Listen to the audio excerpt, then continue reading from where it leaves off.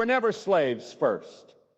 That is not where the story begins, and it must never be where it ends. The world has tried time and again to confine the black narrative to chains, ships, plantations, and sorrow. But that is not the foundation of our identity. It is an interruption. A violent one? Yes. But an interruption nonetheless. Because before the cruelty, before the displacement, before the names were stripped and the languages erased, we walked as rulers, builders, scholars, and priests. Before we were taken, we stood in places of power. Before we were captured, we were crowned. You cannot understand a tree by looking only at the cut in its bark. You must look at its roots. You must see where it drew strength, where it reached into the earth and found nourishment to rise. Our roots run deeper than bondage. Our origins stretch back through time into lands that birthed civilizations, gave wisdom to empires, and shaped the very systems that others would later claim as their own. We were the architects of order, the carriers of ancient light, and the protectors of sacred truths. The world may have tried to bury that truth, but truth has a way of rising, like the sun, like the Nile, like a people who refuse to forget who they are. There is something devastating about a distorted story. When you tell someone their journey began in chains, they carry shame instead of pride. They question their worth, their potential, their purpose. But when you tell them the full truth, when you show them the kings who ruled before the captors came, the civilizations that stood before colonial maps were drawn, the libraries that burned because their knowledge was too powerful, everything changes. The mind expands, the heart strengthens, the soul remembers. Long before the first slave ship was built, black people had built kingdom. In West Africa, there stood the Empire of Mali, whose emperor Mansa Musa remains the wealthiest human ever recorded, not because of greed, but because of divine stewardship and responsibility to his people. He spread education, built cities, encouraged trade, and uplifted culture. That's not the story of a slave. That is the story of a sovereign. Further south, the kingdom of Great Zimbabwe rose from the earth in silence, its walls still standing to this day. Built without mortar, designed with such brilliance that scholars are still puzzled by their endurance. Those stones did not just build a city, they built legacy. They spoke of a people who knew how to organize, innovate, and lead, not as imitators, but as originators. In the east, Ethiopia stood proudly, an African nation that embraced Christianity long before European missionaries arrived on their shores. They wrote their own scriptures, defended their borders with faith and valor, and refused to bow even when colonial storms swept the continent. They remembered their covenant, and their memory kept them free. They stood because they knew who they were. History tells us that we were taken, but it doesn't always tell us what was taken from us. It wasn't just land or labor, it was lineage. It was the memory of greatness, interrupted by brutality. But memory can be restored. The truth can be resurrected. And when we look back, not just at what we endured, but at what we came from, something inside us begins to stir. A fire that no system can extinguish. A vision that no schoolbook can limit. We were never slaves first. That title was placed upon us. That condition was forced. But the soul of a person is not determined by the chains they wear. It is defined by the truth they carry. And our truth is royal. Our story begins in places of light. We were spiritual before we were shackled. We were learned before we were labeled. We were powerful before we were oppressed. But we cannot stop at memory. We must move into mission. It is not enough to simply know where we came from. We must know where we are going. And we cannot move forward chained to falsehoods. Every generation must decide whether they will inherit lies or pursue truth. Will we pass down pain or will we pass down power? Will we let systems define us? Or will we define ourselves by the greatness that preceded us? The world may try to erase our beginnings, but it cannot rewrite our essence. Look around today and you will still see it. In the music, in the rhythm, in the fire of protest, in the creativity of invention, in the resilience of our communities, we still carry the mark of royalty. We still walk with the echoes of empires in our steps. We are not broken, we are becoming.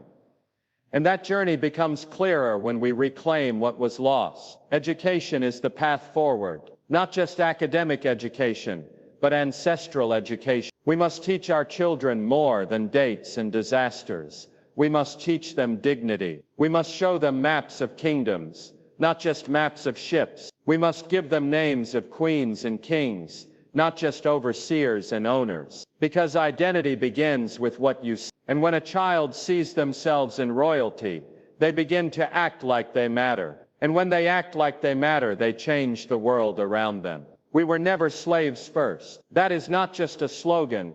It is a call to realignment. It is a demand to look deeper, speak louder, and stand firmer. When we accept this truth, we rise. We begin to walk differently, not with arrogance, but with assurance, not with superiority, but with sacred response. We honor those who came before us, not just by remembering their pain, but by continuing their purpose. There's a reason our history was hidden, because when a people remember, they come from royalty. They become harder to oppress. When they recognize their identity, they reject inferiority. And when they connect with their true story, they walk with a power that cannot be explained by textbooks or stereotypes. That is why this truth matters. That is why it must be spoken. Over pulpits, in classrooms, around kitchen tables, in music, in art, in every form of expression we have, this truth must ring. We were creators, innovators, protectors, writers, warriors, thinkers, healers, builders. That is who we were and still are. Slavery was real, but it was not the beginning. It was a chapter, not the title. And now, as we turn the page, we do so not in shame, but in strength. We lift our heads not because we forget what was done to us, but because we finally remember what we were built from. Let this be the generation that ends the cycle of forgetting. Let this be the moment we decide that our children will grow up knowing their true name. Let us build again, not with bricks, but with truth.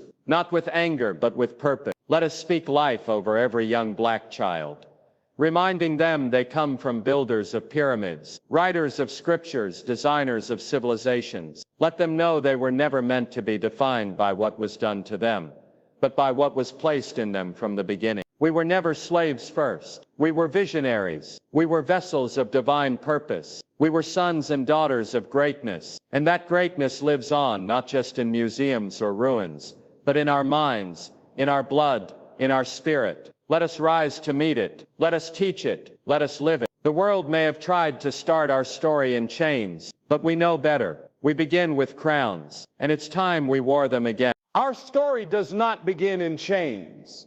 It begins in crowns. That truth may not have been taught in schools or celebrated in movies, but it lives deeply in the bones of history. It is not a romantic idea, not a comforting myth.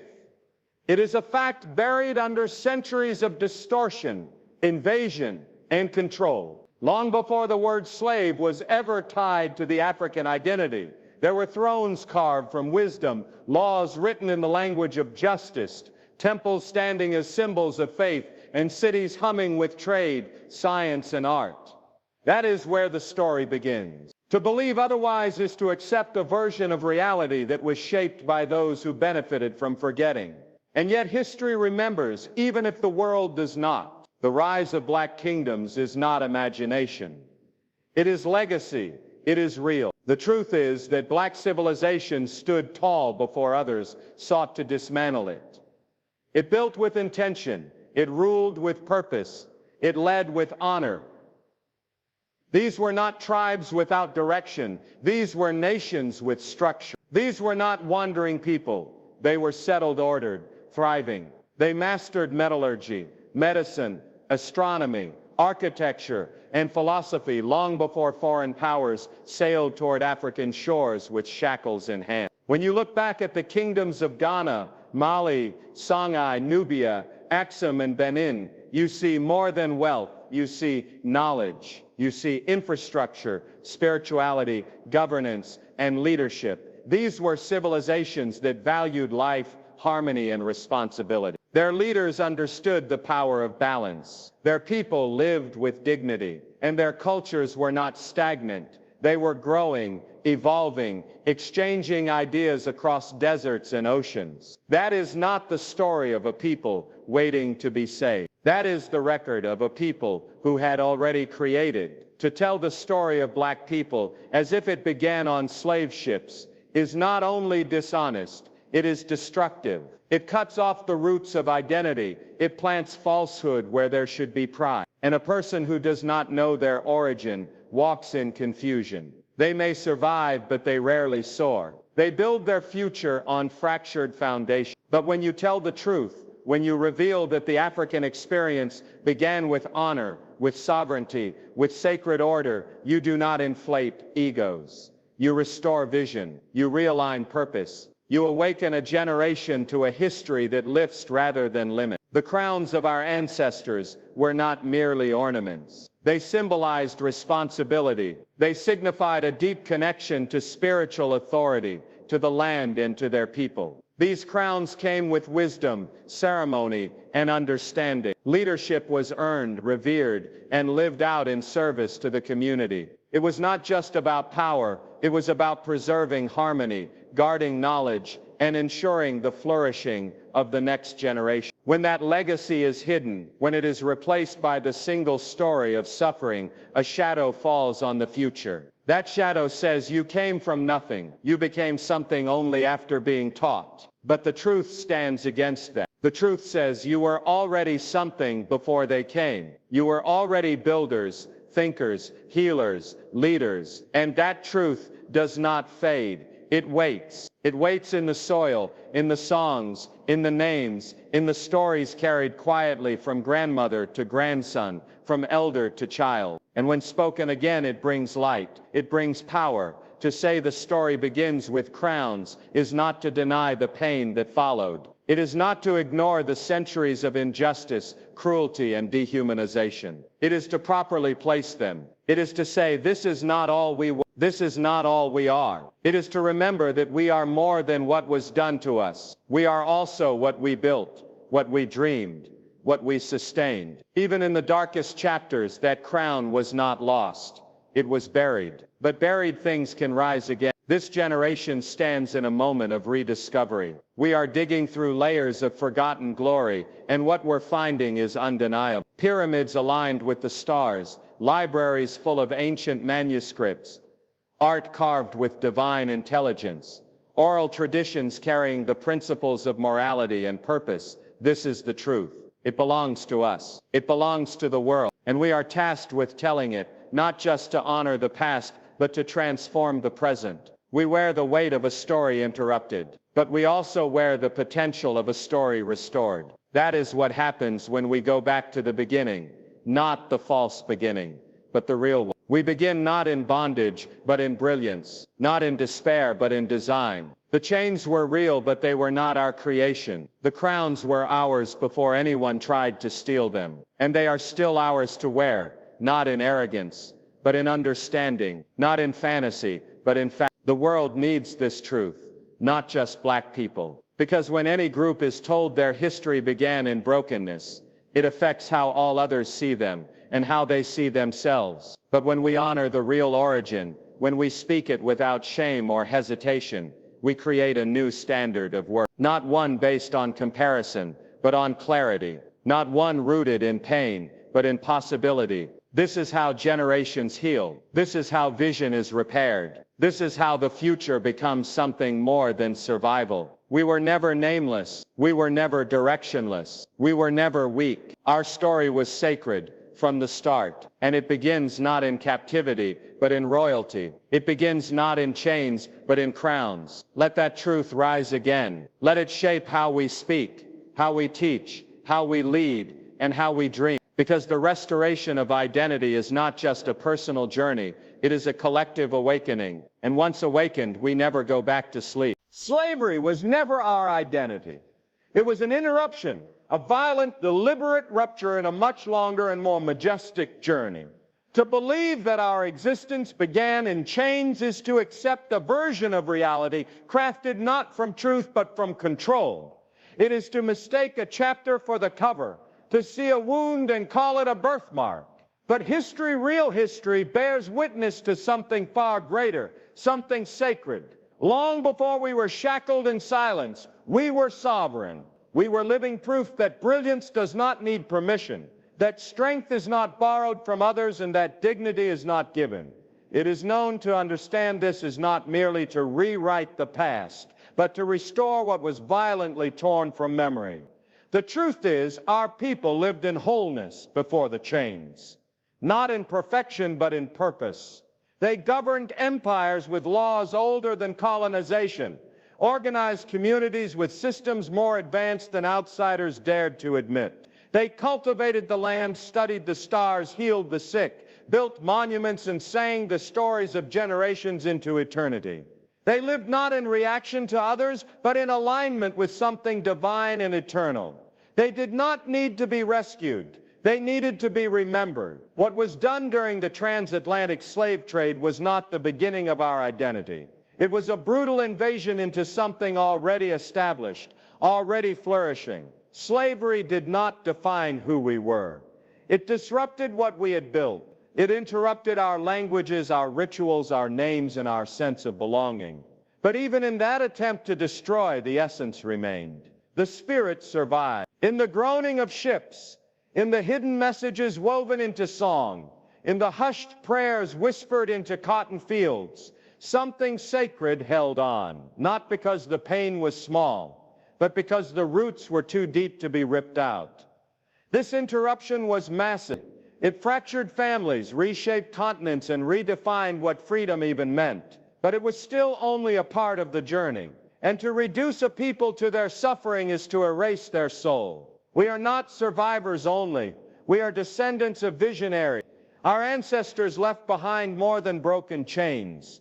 They left blueprints for wisdom, for healing, for rebuilding. And when we return to that truth, we don't erase what happened, we put it in its rightful place. A wound is not the whole body. A storm is not the entire season. The chains may have held our bodies, but they never defined our being. And this matters now more than ever, because generations have been born into a world where the interruption has been mistaken for the beginning, where slavery is presented as the first chapter, and all else is skipped over or lost. But that narrative is incomplete. It leads to confusion. It teaches children to measure their worth against pain rather than against purpose. It sets limits that do not belong. And so we must speak, not in anger but in truth, not to dwell in what was done to us, but to rise in what was always within us. The interruption hurt. It rewrote textbooks, rewired systems, and reprogrammed beliefs. But it did not destroy the image we were created in. It did not remove the spark that was placed in us from the beginning.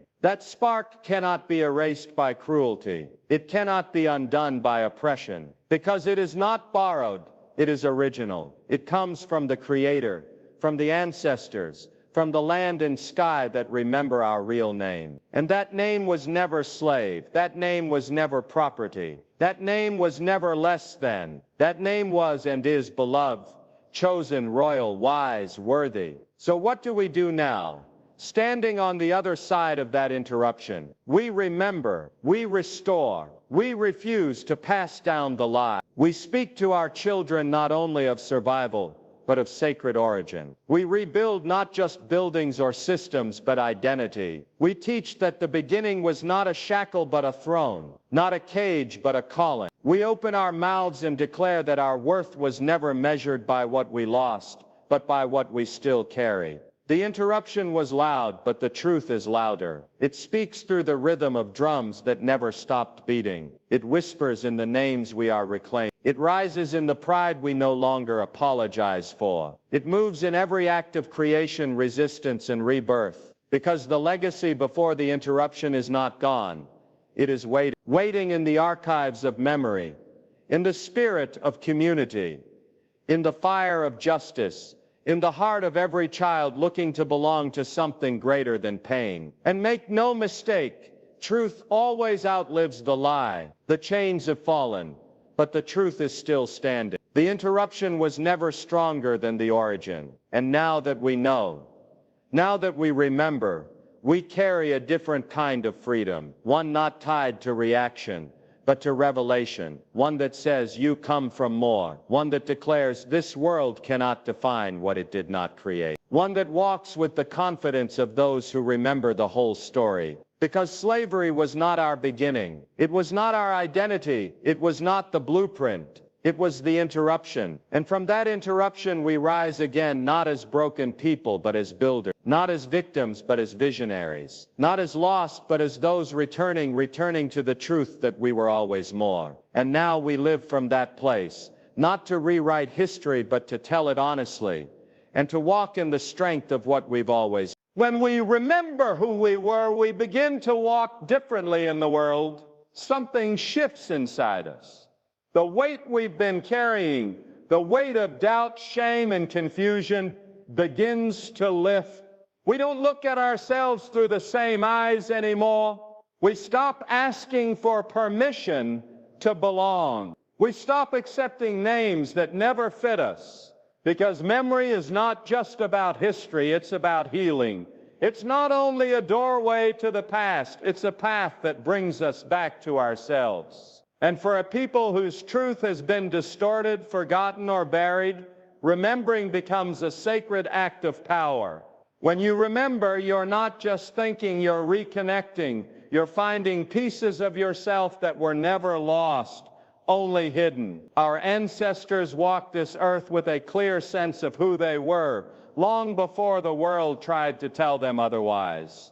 They knew they were born with value, that they came from something holy. Their names had meaning, their roles had dignity, their stories had depth. And when we remember those stories, when we breathe life back into those names, we do more than honor them, we repair ourselves. This kind of remembrance isn't casual, it's transformative.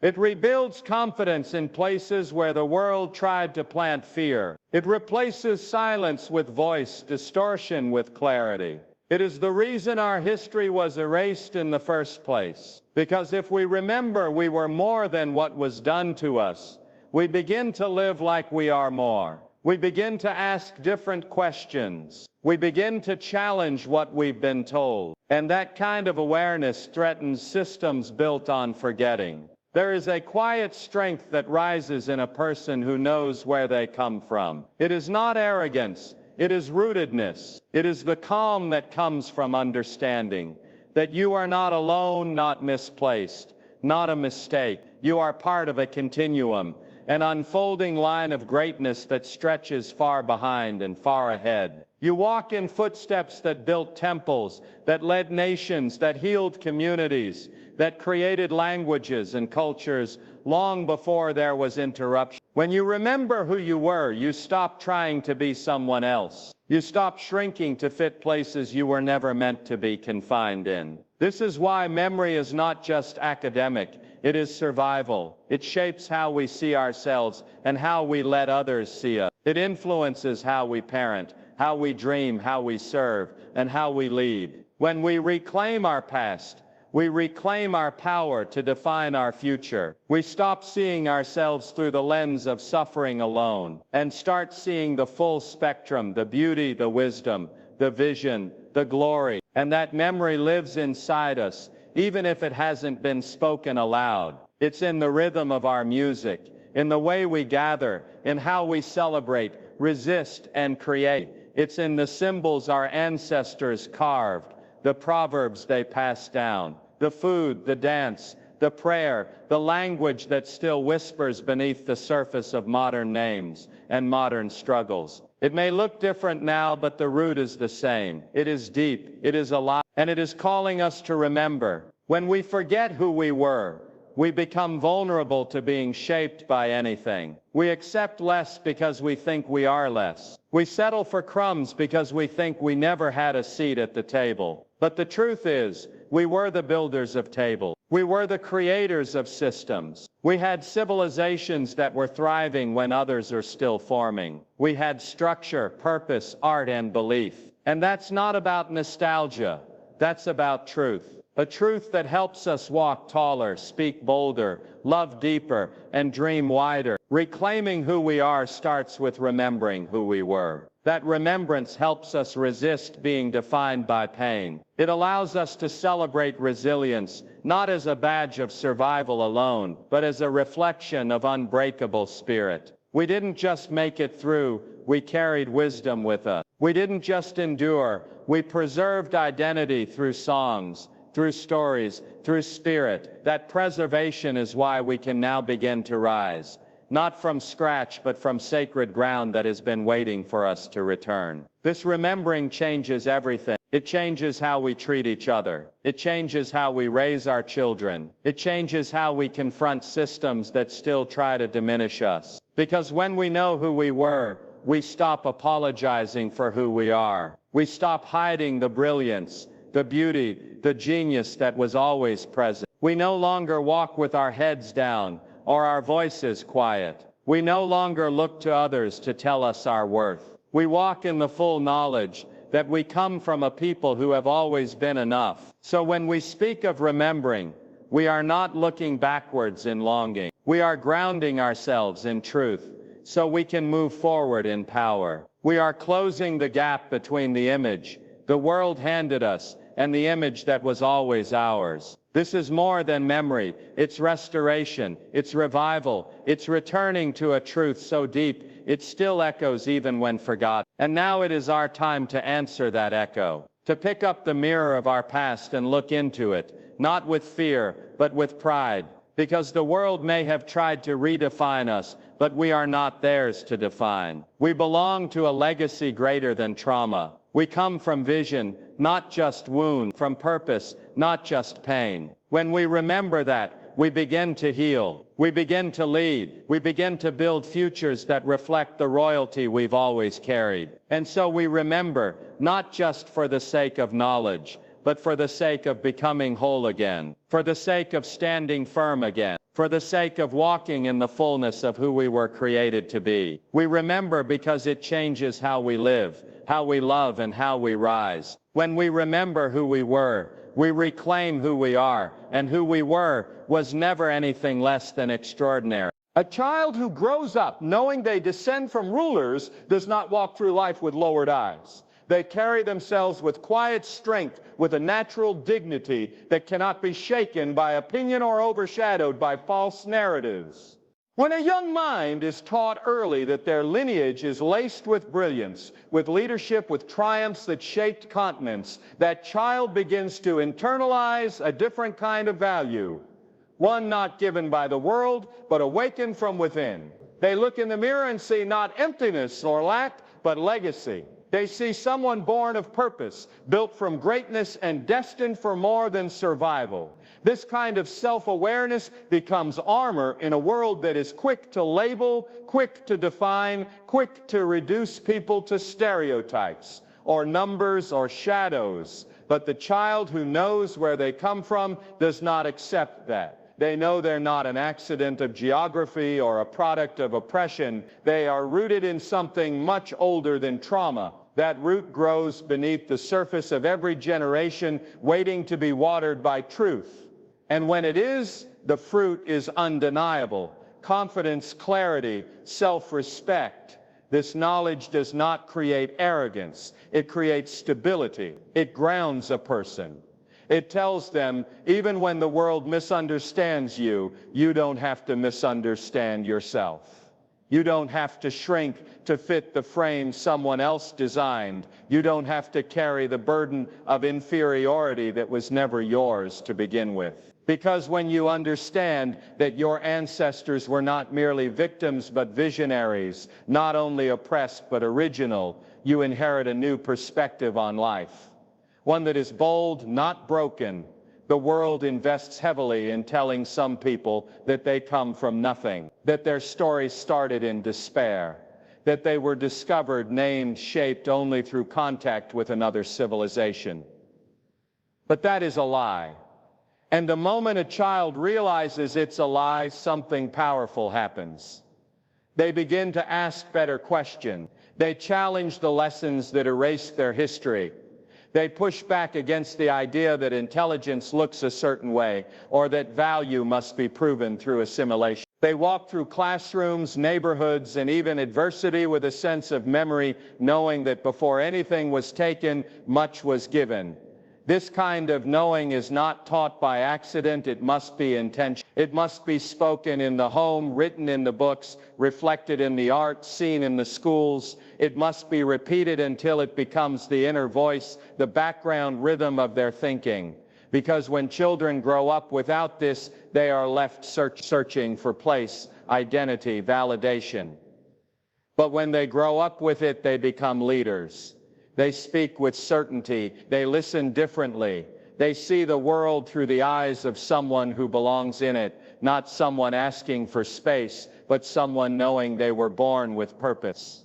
This does not mean ignoring the pain of history. It means not beginning the story there. It means showing that even in the face of tragedy, the foundation was not destroyed. That brilliance didn't begin with survival, it began with design. And the more we teach that, the more we break the cycle of internalized oppression. Because the chains that were placed on bodies have often been replaced with chains on the mind. And nothing breaks those mental chains like truth. So we tell our children again and again, you come from those who led. You descend from those who built. You carry the blood of architects, healers, warriors, priests, scholars. You are not starting from scratch. You are returning to a path long known, sometimes hidden but never erased. That path is yours to walk.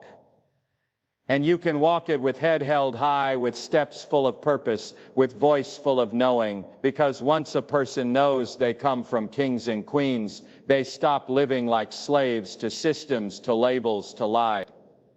That truth doesn't just set the individual free, it transforms families, it heals generational wounds, it breaks the patterns of silence and shame, it builds communities where pride replaces fear, where excellence becomes normal again. It raises a generation that no longer waits for permission to lead, to create, to believe in their worth. They already know they are worthy. They've been told from the start, and that telling becomes a legacy in itself, one passed on with every word, every affirmation, every reminder. When a child grows up with that kind of foundation, they are harder to break. They are not immune to the struggles of life, but they are anchored. They are not untouched by hardship, but they are not defined by it, because they see themselves through a different lens, a clearer one, an honest one. And that kind of clarity is rare in a world full of distortion. That's why the truth matters. That's why history matters. Not because it changes the past, but because it shapes the present, forms the lens through which we view ourselves, and through that lens, we make choices. We build futures, and when those futures are built on truth, they stand taller. They last longer. They inspire others. The world may still try to misname us, to reshape us into something more manageable, more palatable. But once we know the truth, we don't have to accept it. We don't have to bow to it. We rise, rooted and ready. A child who understands they come from royalty does not live in search of validation. They live in alignment with destiny. And in that alignment there is power, there is peace, there is purpose, and there is no going back. Truth does not stay buried forever. Even when it has been covered by centuries of lies, crushed under the weight of oppression, hidden beneath rewritten stories and manipulated records, the truth has a way of reaching back through time and calling itself forward. It cannot be erased. It can be delayed, it can be silenced for a season, but it will rise again. Because truth is not dependent on who remembers it. It exists whether it is spoken or not. And when it begins to rise, it does not come quietly. It rises with the force of generations behind it. It rises through purpose. It rises through people who refuse to accept the narratives they were handed. It rises through those who are willing to search, to ask, to dig through the rubble of broken systems and find what was always there. The truth about Black excellence, about the power and brilliance that has been buried for far too long, is not gone. It has always lived, sometimes in whispers, sometimes in rebellion, sometimes in silence, but always alive. It shows up in the unshakable spirit that survives injustice. It shows up in the resilience that builds even when the ground has been stripped away. It shows up in the creativity that refuses to die, in the leadership that pushes forward even when pushed down. This truth did not start with struggle, and it does not end with it. It is not born from pain. It existed before the pain was introduced. And no matter how many generations have passed under the shadow of false history, the truth remains intact. Oppression is loud. It moves quickly to cover what it fears. It seeks to redefine people so that they no longer know their worth. But oppression has always underestimated purpose. It has underestimated memory. It has underestimated the power of truth that refuses to die. Because no matter how far it is buried, truth waits to be called back. And when it is called, when people begin to rise and speak with certainty, that truth shakes foundation. It corrects the story. It heals what was broken. It introduces what was stolen. Purpose is what carries the truth forward. When a person understands their reason for standing, they cannot be moved by temporary systems. They cannot be silenced by fear. Purpose drives people to uncover what has been lost. It drives communities to demand space, to speak boldly, to create beauty where others only wanted to leave destruction. Purpose is what turns whispers into declarations. It turns hidden knowledge into public education. It turns buried legacies into open celebration. And it turns forgotten names into banners of pride. Even when oppression tries to write an ending, truth will not follow that script. It will break through. It will climb out of silence. It will find the mouths, the pens, the hearts that will carry it forward. Truth always finds a way back. And those who stand on it, those who choose to live by it, will not be shaken. They will not be satisfied with surface answers. They will dig until they find what is real. And when they find it, they will speak it, teach it, build from it, pass it on. They will refuse to let it be buried again. Truth rising is not just about information. It's about restoration. It's about people seeing themselves clearly again. It's about rebuilding dignity that was intentionally broken. It's about standing in the fullness of identity that was once labeled as less. When truth rises, chains lose their power. When truth rises, systems that depended on ignorance begin to collapse. When truth rises, generations who once walked in confusion begin to walk in clarity. They no longer accept the version of themselves that the world gave them. They return to the truth that was always there. Oppression works to bury truth because it knows that once truth is embraced, it cannot control those who carry it. It knows that people who remember who they are cannot be manipulated into believing they are small. It knows that truth makes people unafraid. That's why it works so hard to erase it. But truth has survived wars, has survived slavery, has survived exile, has survived silence. It lives in the bloodline. It lives in the story. It lives in the music, in the rhythm, in the languages, in the symbols that continue to return no matter how many times they were removed. Purpose is what unlocks this rising. It is what gives the truth its momentum. When a person understands that their life is not random, that they are connected to a lineage that was never broken even if the world tried to break it, they begin to live with intentionality.